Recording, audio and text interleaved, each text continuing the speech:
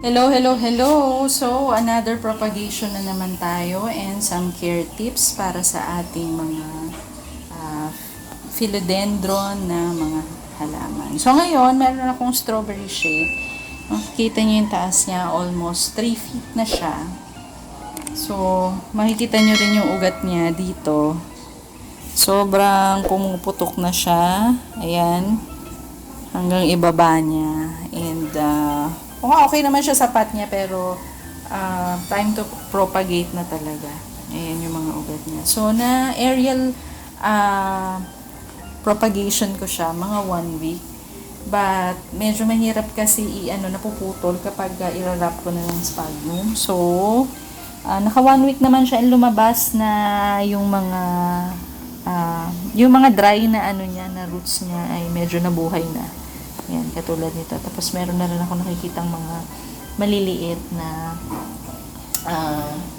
mga roots na lumabas. So, ang gagawin na natin ngayon is i-cut natin and i-transfer natin sa individual pot para mas lalong makahinga. And yung energy nung nasa baba is mag-focus na siya ng magpalago uli.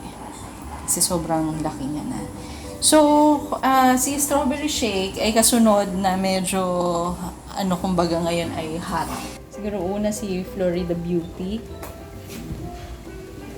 Ito si Florida Beauty kung hindi pa familiar. Ayan si Florida Beauty. And gusto kasi ng mga plant collector yung mga variegation. So, the price of the plant varies depending on stability, depending on the size of the leaves, depending on the variegation, kung good genes ba siya or good specimen. So, yan yung mga kinoconsider ng mga plant collector kapag bumibili ng isang plant na i-collect nila, yung mga rare plants. So, katulad nito, may mga leaves siya na half moon. Half moon, yung kalahati is almost variegated. Tapos, sa areas ng mga leaves niya ay green and konti lang yung mga variegation na makikita. Ang maganda kasi sa variegated plants talaga, you'll be surprised kung anong lalabas na mga variegation ng leaves. Pero may tamang pag-aalaga. So hindi pa ako expert, but so far inaaral ko yung mga variegated plants na meron ako, and gustong-gusto nila yung morning sun. So nakakatulong sa variegation nila yung makatikim sila ng morning sun. Some collector or yung mga nag-aalaga ng plants ay gumagamit ng grow light. So, hindi ko pa nasubukan siya sa mga plants. Kasi especially kung nasa city sila and nasa condo, na limited yung sunshine na pumapasok sa area nila na kung saan nandun yung mga plants nila, gumagamit sila ng mga grow light. So, dito sila, morning sun, mga 6 to 9 a.m., natatamnan sila ng sun. And then, shaded area na sila the rest of the day. Okay, so, samahan niyo ako na mag-cut dito sa ating philodendron strawberry shade. So, magka-cut na tayo. Rule of thumb lagi natin, sanitize yung paring knife na gagamitin nyo. So, wala naman na-overdose pag isanitize yung paring knife. Just to make sure lang din na hindi makakakuha ng mikrobyo yung ikakat nating area. Para kasing may sugat yung plant. So, ingatan din natin. Pag nasugatan sila, ingatan natin yung mga area na open sa kanila. Okay? So, pag kinat natin siya, kasi ito na yung root na natin sa soil.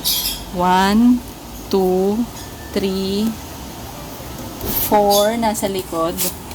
Makita. 4, 5, 6, ito na tayo. 6, 7, 8, 9, 10, 11. Siguro hanggang 11. Tapos iiwan kong itong 1, 2, 3, 4, 5, 6 na leaves para mag-grow uli siya. Hanggang 11 na cuttings tayo. Okay, so start na natin. So start na natin ang pagkat. Again, ingat lang lagi sa pagkat. Ito na siya.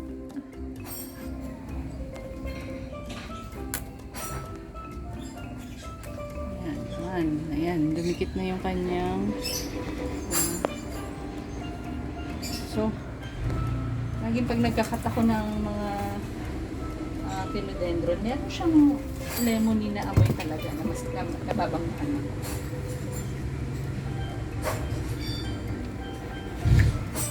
So, kada cut natin, lagyan na natin ng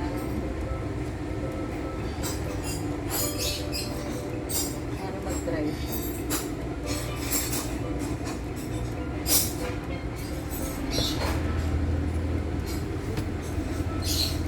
Okay, so tatapusin ko lang yung pagkat, tapos mamaya magtatanim na tayo. So, nag-decide ako na until 5 lang muna yung cut natin kasi napansin ko yung roots dito. Although medyo may ilan na may lumitaw na, i-aerial ko muna siguro, propagation, para lang medyo mabuhay kasi sobrang dry kung makikita mo. Ayan. Sobrang dry siya. So, bubuhayin ko muna ng aerial propagation. So, gadya lang muna yung kinat ko. Para lang. Kasi sayang kung ikakat ko tapos list lang yung percentage na siya. Pag ganito kasing dry, sobrang hirap niyang palabasin yung roots muna. Siguro mga 1 week, let's see kung kung medyo magising itong mga tulog na roots na to. Okay, so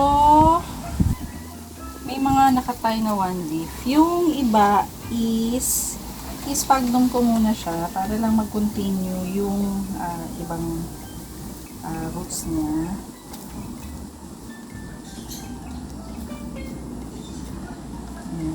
Mahaba naman na yung roots niya. Gusto ko lang na mag-continue yung totoong ugat.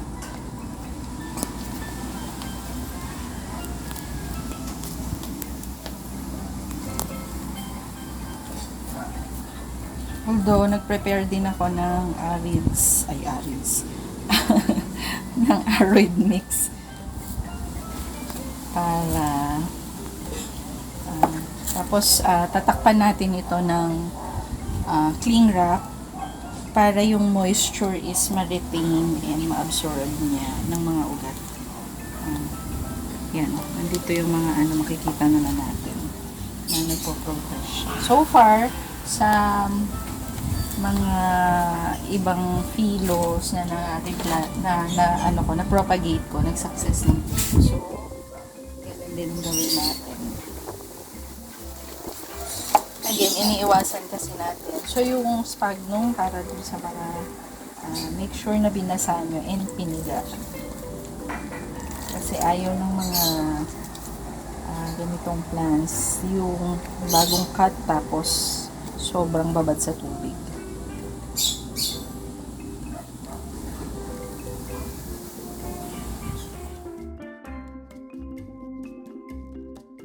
Ayan siya. Although ito, may mga ugat na nagising. Ito. From dry, meron na, kita ba? Ayan, meron na nag-start na So, para lang bago natin i-transfer talaga sa soil.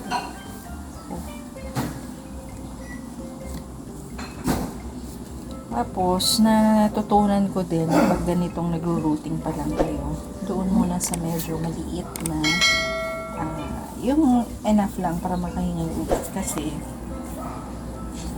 magfo-focus siya doon sa pagpaparami ng ugat niya para maging stable muna siya.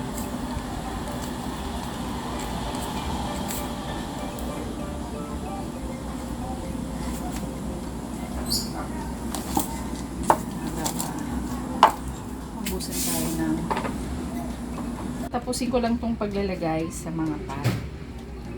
Tapos, magpipictorial sila mamaya pagkatapos.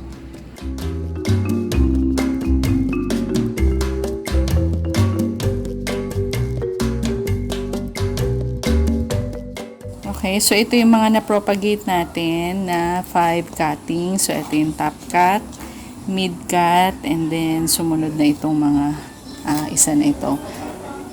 Yan. So, i-check natin yung progress nila. Hopefully, itong mga naka-moss ay mas kumapal yung ugat para ma-transfer na natin sa soil mix, yung aroids na soil mix. Okay, so hanggang sa muli, salamat sa panonood, at para sa mga may alam kung paano paramihin ang strawberry shake, comment lang kayo para ma-share natin sa iba na gusto ding mag-try mag-propagate ng strawberry shake. Sa susunod, bye!